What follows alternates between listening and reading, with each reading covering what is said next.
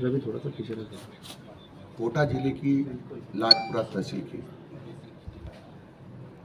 लगभग 30 गांव की पदयात्रा कर रहा हूं, जिसका नाम जन हिताय जन सुखाय रखा गया है। ये 4 दिवसीय पदयात्रा है और ये पहले दिन लगभग 10 बजे से प्रारंभ होगी। उसके बाद हमारी पदयात्रा 8 बजे से प्रारंभ होगी। वहीं गांव में ही रात रहेंगे, वहीं भोजन करेंगे और लोगों से मिले जुलेंगे। उन गांव के सब लोगों से मिलना जुलना है, सबसे बात करना है, उनकी बात को सुनना है। यदि कोई समस्या होगी तो उसका समाधान भी करना है। मैं बधाई देना चाहता हूं राजस्थान के सभी लोगों को। ये किसानों का जो फसल का समर्थन मूल्य है, विशेषकर अभी गेहूं और सरसों आ रहे हैं, कटाई चालू हो गई है। सरसों गेहूं का समर्थन मूल्य 2735 रुपया माननीय मुख्यमंत्री जी ने कर दिया है, क्योंकि प्रधानमंत्री जी ने समर्थन मूल्य घोषित किया था, उसमें 150 रुपये माननीय मुख्यमंत्री जी ने जोड़ दिया है। इसी प्रकार से सरसों का समर्थन मूल्य 6200 रुपया है, काफ़ी अच्छा है। और चारों दिन में पदयात्रा में कार्यकर्ता मिलने वाले काफ़ी लोग साथ में रहेंगे। आपसे भी अनुरोध है कि आप भी हमारी पदयात्रा में साथ रहेंगे तो अच्छा रहेगा। ये वन विभाग के इलाके से निकलेगी तो क्या परमिशन?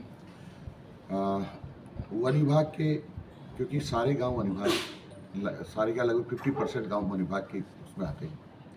मेरी वन विभाग के अधिकारी से बातचीत हो गई है, मतलब 3 गांव को छोड़ करके आप कहीं भी जा सकते हैं, कहीं पदयात्रा कर सकते हैं।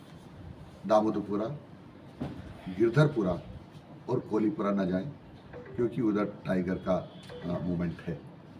हमने उनकी बात को स्वीकार करके उनको कह दिया कि हम उन गाँव में नहीं जाएंगे। सर अभी भी कुछ गांव हैं जो बफर एरिया में आते हैं, वहाँ क्या आपको जानकारी है कि सर अभी भी तो आपने अच्छा काम किया है। कोद वाला एरिया बिल्कुल छोड़ दिया, बहुत अच्छी बात है, क्योंकि टाइगर का मूवमेंट है वहाँ पर। तो कहीं किसी प्रकार की घटना नहीं, बहुत अच्छा प्रयास है। लेकिन अभी भी कुछ बफर में आ रहे हैं, तो आपको जानकारी है सर इसकी? बफर एरिया में जो दूसरे गांव है सर, बफर एरिया का तो हो गया सर, केशवपुरा है, मंदरगढ़ है, जो भी है। हाँ। तो इसकी जानकारी है सर आपको बफर एरिया की? हाँ, जानकारी है। तो यहाँ वहाँ जाते रहते हैं हम लोग जी। कई बार हम गए हैं और वहाँ ऐसा कुछ नहीं, जिससे कोई खतरा हो, और न ही वन विभाग वालों ने हमको इस प्रकार के कहा है कि वहाँ न जाए और कोई खतरा ऐसा अनुमति की जरूरत नहीं क्या है सर? यहाँ पे? बफर ऐसा जोन में कुछ नहीं है, अनुमति की कहीं जरूरत नहीं होती। सर बफर जोन में निकाल सकते हैं या ये तो मुझे पता नहीं, लेकिन वन विभाग वालों ने इस पर आपत्ति नहीं। सर जिस तरीके से आपने जो अभी समय लिया है, जो विशेष कुछ बात है, जैसे आपने मार्च में ये समय लिया है, मेरा अनुमान है ये लगभग रहेगी 18-36 54 किलोमीटर के आसपास। जब सर 3 गांव आपने छोड़ दिए, तो ये 2 गांव हो रहे हैं, इनको क्या नहीं छोड़ना चाहिए? कौन से गाँव? बफर वाले हैं ना सर, बफर वाले जिनमें टाइगर का भी मूवमेंट रहता है। नहीं रहता, वन विभाग वालों ने कहा है कि हमको पूरी जानकारी, हम साथ रहेंगे और ऐसा कुछ नहीं। सर निकाल सकते हैं सर, जो बफर जोन में निकाल सकते हैं यात्रा? मुझे पता नहीं, लेकिन वन विभाग वालों ने मेरे को जानकारी दी है। और यदि वो कहेंगे कि इधर खतरा तो नहीं है, नहीं अनुमति सर इसके लिए, जैसे आपने अच्छा किया है कि तीनों गांव को वाले छोड़ रहे, क्या बफर के लिए भी अनुमति लेना आवश्यक है? क्योंकि आप तो सर ये कानून बनाने मेरी वाले जानकारी में नहीं है, क्योंकि वन विभाग वालों ने ऐसा मुझे कुछ बताया भी नहीं है कि लिखित में अनुमति लेना चाहिए। उनका साथ आप पधार सकते हैं, जा सकते हैं, हमें कोई आपत्ति नहीं। लेकिन सर आपको तो ये है कि भाई बफर में निकालनी चाहिए, नहीं निकालनी चाहिए यात्रा, क्योंकि कोर को तो आपने वहाँ पर पहले से ही लोग रह रहे हैं, गाँव है, वहाँ सैकड़ों की संख्या में लोग निवास करते हैं, इसलिए ऐसा कुछ नहीं। जो 3 गांव ना तो हमने लिखित में अनुमति उनसे मांगी, ना उन्होंने लिखित में अनुमति दी, लेकिन मौखिक रूप से हमारी बातचीत हुई है। पदयात्रा में कितने लोग रहेंगे? आप जितने लोग साथ में आएंगे वो सब रहेंगे।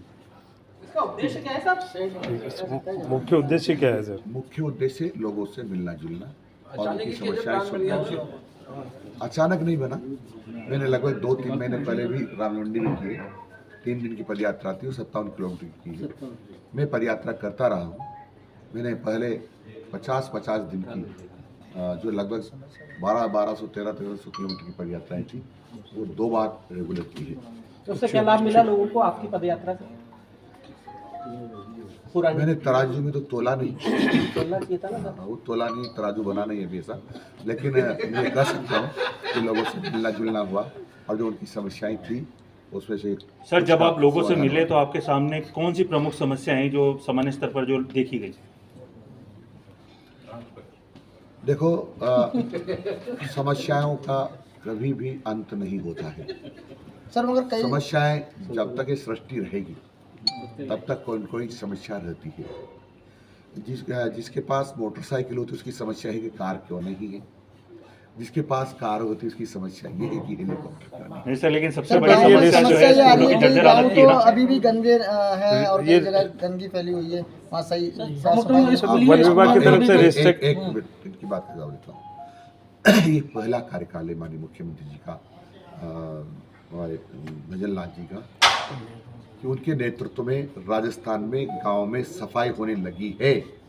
कभी सोचा ही नहीं था कि गांव में सफाई भी होना चाहिए, और हमने सबको निर्देश दिए हैं हर गांव में रोज़ सफाई होना चाहिए, रोज़ कचरे की गाड़ी जाना चाहिए कचरा लेने के लिए, और साफ़ सुथरा गांव दिखना चाहिए।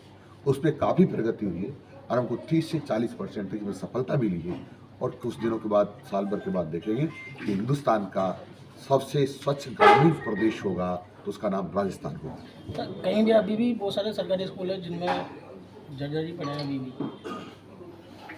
ऐसा है हमारे यहाँ 65,000 के आसपास विद्यालय हैं,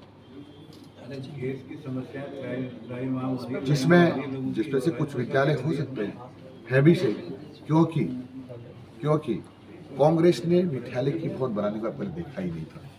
हम जो नए विद्यालय बना रहे हैं उसमें हम उसकी तिथि लिखेंगे, कब निर्माण हुआ है और कब इसकी अंतिम तिथि होगी जब ढा देना चाहिए, सर कहीं ताकि ये समस्या आगे नहीं आएंगी।